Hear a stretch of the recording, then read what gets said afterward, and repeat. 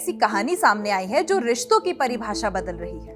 एक ऐसी सास की कहानी जिसने पहले अपने ही बेटी के दूल्हे पर दिल हार दिया और अब उसी दामाद को छोड़कर वो अपने बहनोई के साथ फरार हो गई। जी हाँ, पहले दामाद संग इश्क और अब जीजा के साथ फरार। क्या यही है दिलफेक सास की एक नई दास्तान?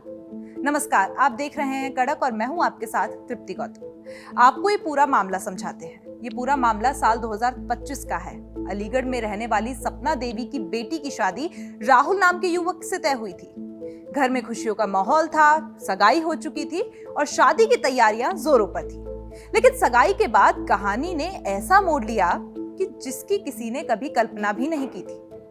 बताया जाता है कि होने वाली दुल्हन की बजाय दूल्हे की बातचीत उसकी मां सपना देवी से ज्यादा होने लगी। फोन पर घंटों घंटों बातें, टेक्स्ट मैसेजेस, भावनात्मक नजदीकियां और उस फिर ये नजदीकियां रिश्तों की सारी सीमाएं पार कर गई। शादी से महज 12 दिन पहले सपना देवी अपने ही होने वाले दामाद राहुल के साथ फरार हो गई। और इतना ही नहीं, घर में रखा कैश और जेवरात भी वो साथ ले गई। जब मामला थाने पहुंचा तो पुलिस ने इसे धोखा बताया। काउंसलिंग करवाई गई और समझाने की बहुत कोशिश हुई, लेकिन दोनों अपने फैसले पर अड़े रहे। सास और दामाद ने साथ रहने की जिद की और अलीगढ़ छोड़कर बिहार के सीतामढ़ी में जाकर बस गए। लगा कि अब कहानी यहीं खत्म हो गई है, लेकिन दिलफेक सास की कहानी में असली ट्विस्ट तो अभी बाकी था।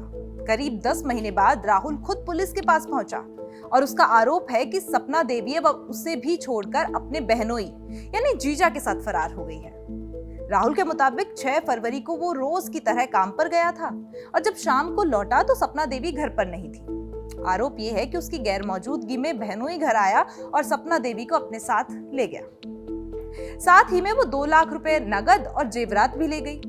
यानी पहले बेटी का दूल्हा और अब जीजा के साथ एक नया रिश्ता।